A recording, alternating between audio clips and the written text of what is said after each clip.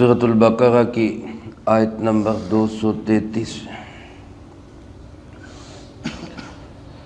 الحمدللہ وکفی وسلام علی عبادہ الذین اصطفی، خصوصاً علی سید الرسل وخاتم الانبیاء وعلى آلہ واصحابہ الاتقیاء، اما بعد فاعوذ باللہ من الشیطان الرجیم، بسم اللہ الرحمن الرحیم۔ والوالدات يرضعن أولادهن حولين كاملين لمن أراد أن يتم الرضاعة، وعلى المولود له رزقهن وكسوتهن بالمعروف، لا تكلف نفس إلا وسعها، لا تضار والدة بولدها ولا مولود له بولده،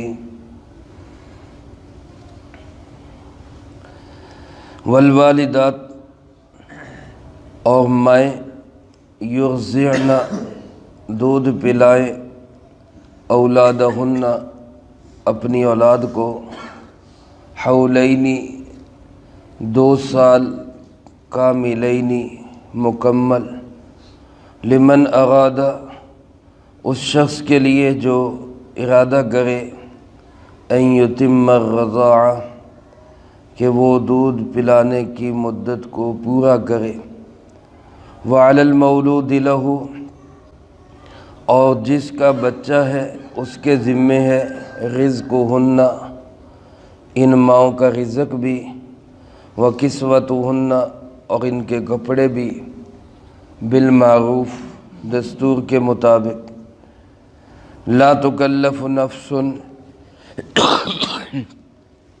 نہیں بوجھ ڈالا جائے گا کسی نفس پر، الا وسعها مگر اس کی ہمت کے مطابق، لا تضار والدۃ بولدها نہیں نقصان پہنچایا جائے گا ماں کو اس کے بچے کی وجہ سے، ولا مولود لہ اور نہ ہی جس کا بچہ ہے اس کو، بولدہ اس کے بچے کی وجہ سے۔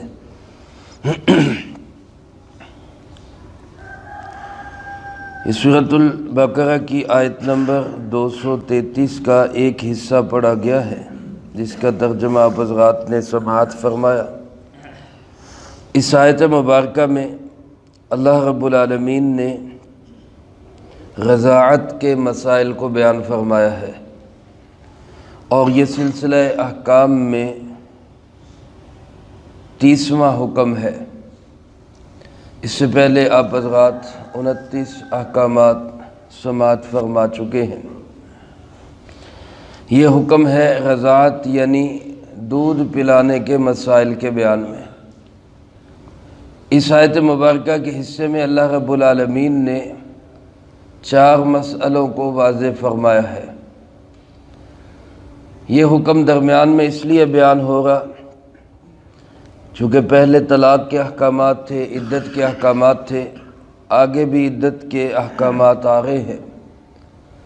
درمیان میں یہ اس لیے ہے کہ بعض اوقات جب طلاق ہوتی ہے تو پھر بچوں کی پرورش کا مسئلہ بنتا ہے۔ اگر میاں بیوی اکٹھے ہوں، کوئی جدائی ان میں نہ ہو، پھر تو عام طور پہ کوئی مسائل بنتے نہیں ہیں۔ ماں ہی بچوں کو پالتی ہے، باپ ہی سب خرچے اخراجات اٹھاتا ہے، لیکن کبھی خدا نہ خواستہ اختلاف ہو جائے، لڑائی جھگڑا ہو جائے، طلاق کی نوبت آ جائے تو پھر بچے کون پالے گا اور بچوں کا خرچہ کون اٹھائے گا؟ اللہ پاک نے اس ضمن میں اس مسئلے کو یہاں پہ بیان فرمایا ہے۔ چنانچہ پہلا مسئلہ اللہ پاک نے اس سلسلے میں یہ بیان فرمایا کہ والوالدات یرضعن اولادہن، مائیں اپنے بچوں کو دودھ پلائیں۔ یہ ماں کی دیانتاً ذمہ داری ہے کہ وہ بچے کو فیڈ کرائے اور اس پہ کوئی اجرت، کوئی معاوضہ، کوئی چیز نہ لے۔ علماء نے لکھا ہے کہ عورت اگر نکاح میں ہے پھر تو ظاہر ہے اس کے سارے اخراجات خامند کے ذمے ہیں۔ جب سارے اخراجات وہ کر رہے ہیں، کھانے کا، پینے کا، رہائش کا، کپڑوں کا، تو اس سے زیادہ کا اس سے مطالبہ کرنا یہ اخلاقاً درست نہیں ہے۔ لہذا عورت پر واجب ہے کہ وہ بلا معاوضہ بچے کو دودھ پلائے، کیونکہ وہ ماں ہے اس کی، اور بچے کے لیے سب سے بہترین خوراک ماں کا دودھ ہے۔ لہذا ماں کو خود اپنے بچے پہ شفقت کرتے ہوئے، مہربانی کرتے ہوئے دیانتاً اس پر واجب ہے کہ وہ اس کو فیڈ کرائے۔ دوسری صورت یہ ہو سکتی ہے کہ اس کو طلاق ہو گئی ہو لیکن ابھی وہ عدت کے اندر ہو، اس صورت میں بھی اس پہ دودھ پلانا واجب ہے، کیونکہ دوران عدت کا خرچہ بھی خامند کے ذمے ہوتا ہے، عورت کا خرچ بھی وہ کر رہا ہوتا ہے، لہذا اس کے ذمے ہے کہ اپنے بچے کو یہ فیڈ کروائے۔ تیسری صورت یہ ہو سکتی ہے کہ طلاق ہو گئی اور عدت بھی پوری ہو گئی، اس کے بعد بچے کی پیدائش ہوئی ہے۔ اس صورت میں بھی علماء نے لکھا ہے اگرچہ اس کی ذمہ داری ہے کہ وہ فیڈ کروائے، لیکن اس صورت میں چونکہ خامد کے ذمے خرچہ نہیں ہوتا، کیوں اب بھی اس کی بیوی نہیں رہی، عدت بھی پوری ہو چکی ہے، تو اگر وہ دودھ پلائے، وہ فیڈ کرائے، تو خامد کے ذمے ہے کہ اب بھی اس کو پورا خرچہ دے، اس کے کپڑے بھی دے، اس کا کھانے پینے کا بھی خیال رکھے کہ وہ اس کے بچے کو فیڈ کروا رہی ہے۔ تو ایک مسئلہ تو یہاں پر یہ بیان ہوا کہ مائیں جو ہیں وہ خود اپنے بچے کو دودھ پلائے۔ ایک صورت اس میں استثنائی ہے، وہ یہ کہ ماں کے دودھ میں ہی کوئی ڈیفیکٹ ہے، کوئی خرابی ہے، اس کا دودھ ہی بچے کے لیے مضر ہے، تو ایسی صورت میں پھر والد کی ذمہ داری ہے کہ وہ جہاں سے بھی یہ اس کی بچے کا یہ حق پورا کرے، کسی اور عورت کو خرچہ دے، پانی دے، اور اس کو فیڈ کے لیے تیار کرے۔ دوسرا مسئلہ یہ بیان ہوا کہ حولین کاملین لمن اراد ان یتم الرضاعہ، 2 سال مکمل اس شخص کے لیے جو رضاعت پوری کرنا چاہے، پورا فیڈ کروانا چاہے، اس کے لیے 2 سال مکمل ہے۔ مدت رضاعت کتنی ہے؟ اس سلسلے میں فقہا کی 2 رائے ہیں۔ ایک رائے جمہور فقہا کی وہ یہی ہے کہ بچے کے دودھ پلانے کی مدت مکمل 2 سال ہے، اس سے زیادہ دودھ پلانا جائز نہیں ہے، اور 2 سال کے بعد اگر کوئی کسی کو دودھ پلائے گی تو بچے کی رضاعت اس سے ثابت نہیں ہوگی۔ اب حضرات کے ذہن میں ہونا چاہیے کہ جس طرح ماں دودھ پلائے تو وہ حقیقی ماں بن جاتی ہے، اسی طرح کوئی اور عورت دودھ پلا دے تو وہ بھی رضاعی ماں بن جاتی ہے۔ آپ صلی اللہ علیہ وآلہ وسلم کی حدیث مبارک کا مفہوم ہے، جو رشتے نسب کی وجہ سے حرام ہو جاتے ہیں وہی رشتے رضاعت کی وجہ سے بھی حرام ہو جاتے ہیں۔ جس طرح ماں کے ساتھ نکاح نہیں ہو سکتا، ماں کی اولاد کے ساتھ نکاح نہیں ہو سکتا، اسی طرح رضاعی ماں اس کے ساتھ، اس کی اولاد کے ساتھ، اسی طرح پھوپھیاں، بھتیجیاں، یا اگر بچی ہے تو ماموں، چاچو، یہ سب نسباً جس طرح حرام ہوتے ہیں یعنی محرم بن جاتے ہیں، اسی طرح یہ رضاعاً بھی محرم بن جاتے ہیں۔ تو لہذا دودھ پلانے کی جو مدت جس میں رضاعت ثابت ہوگی وہ 2 سال ہے۔ ایک رائے فقہاء کرام کی یہ ہے۔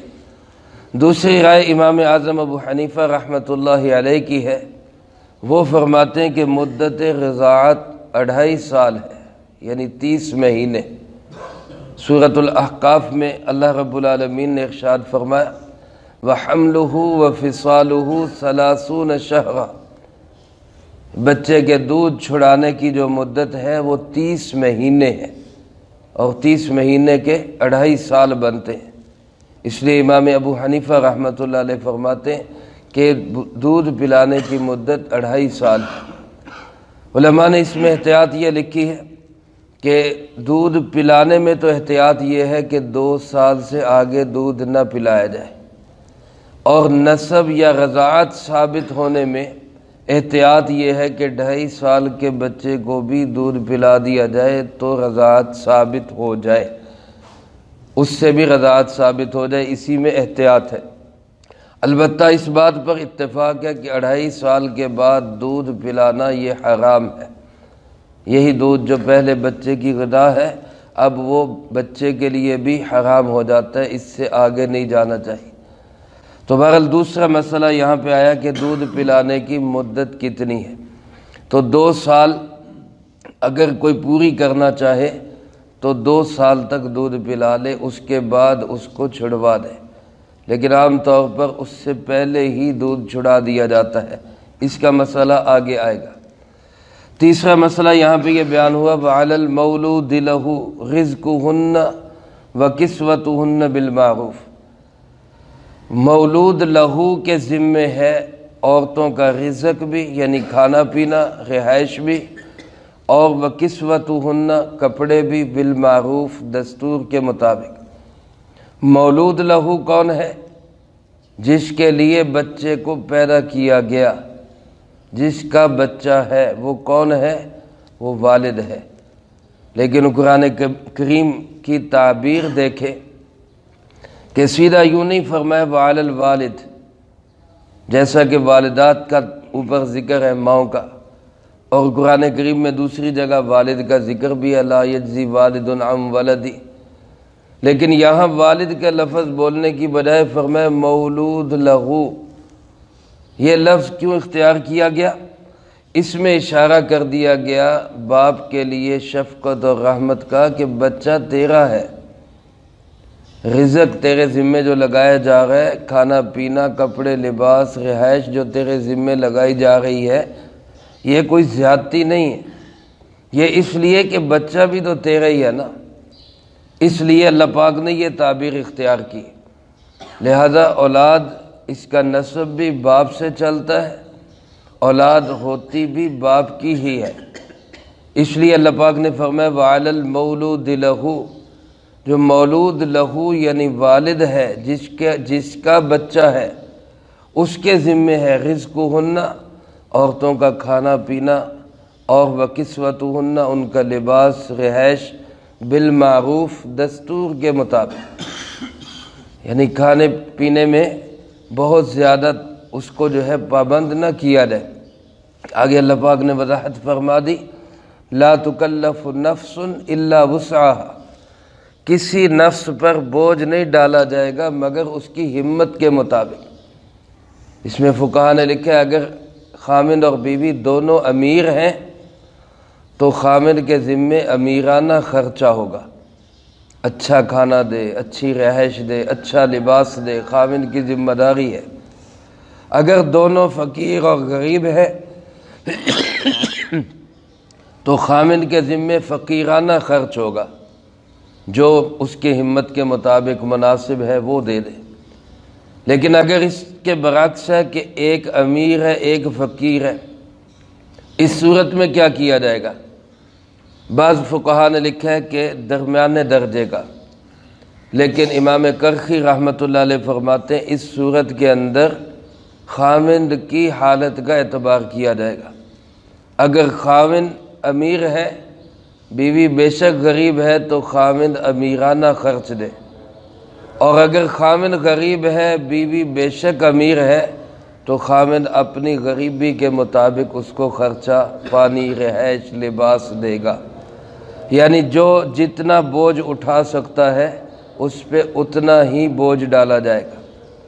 اور اس کے لیے اگلا جملہ اللہ پاک نے اور کریمانہ، شفیقانہ، جیسے میں پہلے بھی عرض کر چکا ہوں، قرآن کریم محض ایک لا کی کتاب نہیں ہے، کہ قانون کی طرح بس لٹھ مار دے بھئی یہ کرنا پڑے گا، بلکہ اس کے ساتھ ساتھ انتہائی مربیانہ انداز، مشفقانہ انداز، محبت بھرا انداز۔ اللہ پاک کیا فرماتے ہیں؟ لا تضار والدۃ بولدہا، بچے کی وجہ سے ماں کو ستایا نہیں جائے گا۔ اب ماں فیڈ کروا رہی ہے، باپ کہے بھی تیرا بچہ ہے کروا تو، میں کیوں ذمہ داری تیری اٹھاؤں؟ اگر وہ نکاح میں بھی ہے تب بھی فیڈنگ کے دوران عورت کی گویا ہڈیاں گل رہی ہوتی ہیں، اس کے جسم کا حصہ بچے کی خوراک بن رہا ہوتا ہے، تو اس کی اچھی خوراک کا انتظام کرو تاکہ وہ خود بھی تو صحت مند ہو۔ اب وہ خود صحت مند ہوگی، بچے کی نشو و نما اچھی ہوگی، اور ماں دودھ پلاتے ہوئے اللہ کا ذکر کرے، قرآن کریم کی تلاوت کرے، درود پاک پڑھے، باوضو ہو کے فیڈ کروائے، بچے کے اندر اس کے اثرات پیدا ہوں گے۔ اب باپ جو ہے وہ صرف اس وجہ سے کہ جناب تیرا بچہ ہے پلاتی رہے، میں کیا کروں، نہیں، اللہ پاک فرماتے بچے کی وجہ سے اس کو ستایا نہ جائے، اس کی خوراک کا، اس کے لباس کا، اس کی رہائش کا، اس کی بود و باش کا خیال رکھا جائے۔ اور فرمایا دوسری طرف ولا مولود لہ بولدہ، باپ کو بھی بچے کی وجہ سے ستایا نہ جائے، جناب آپ کا باپ ہے لہذا آپ خرچہ دیں، اتنا دیں، فلاں کریں، وہ اس کو بھی تنگ نہ کیا جائے۔ یہ کیسا ایک بہترین اور خوبصورت انداز ہے کہ دونوں ایک دوسرے کا خیال رکھ کے چلے۔ اب بعض اوقات تو بیویوں پر ظلم کیے جاتے ہیں، زیادتیاں کی جاتی ہیں، اور بعض اوقات بچی والوں کی طرف سے بچوں پہ، والد پہ لمبے چوڑے خرچے کی لسٹ تھما دی جاتی ہے۔ تو قرآن کریم کہتا ہے یہ دونوں چیزیں غلط ہیں، آپس میں اعتدال کے ساتھ، محبت کے ساتھ، شفقت کے ساتھ ایک دوسرے کے ساتھ وقت گزارو تاکہ بچے کی نشو و نما بھی اچھی ہو سکے۔ ان مسائل کے بعد مزید رضاعت کے مسائل اللہ پاک نے آیت کے اگلے حصے میں بیان فرمائے ہیں، ان کا تذکرہ انشاءاللہ اگلی فرصت میں ہوگا۔